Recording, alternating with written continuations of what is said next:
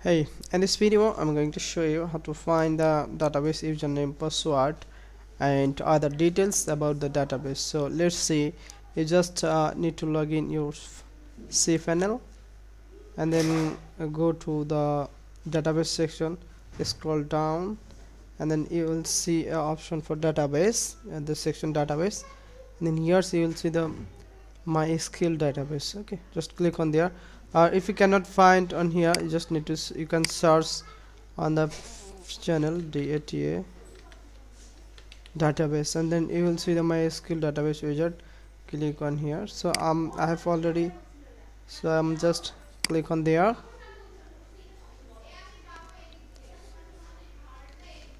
and now you can see the list of database that are already listed on there. So I have a lot of database, and I am just checking one database that have, and I want to check if the database the username and password. Okay, so this is, suppose I'm going to check this database, Block Academy, and then here is the user that assigned on this database. That means these users only can access this database with the password. So if any other know about your database password but don't know about the username, then they cannot access your database. Okay, so let's see, the username is here, that the users and password in here, the password list.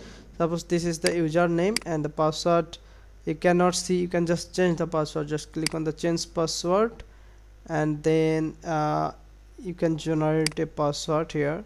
Suppose I'm going to generate password, and if I click the change password, and then the password will be changed.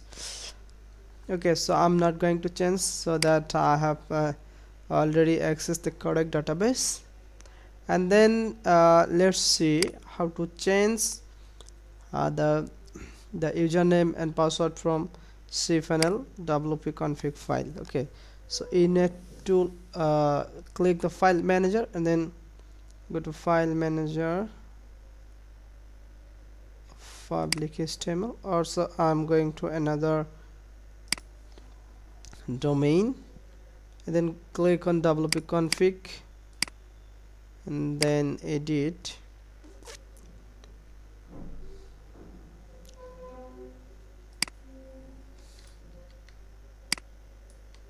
I can see here is the DB name.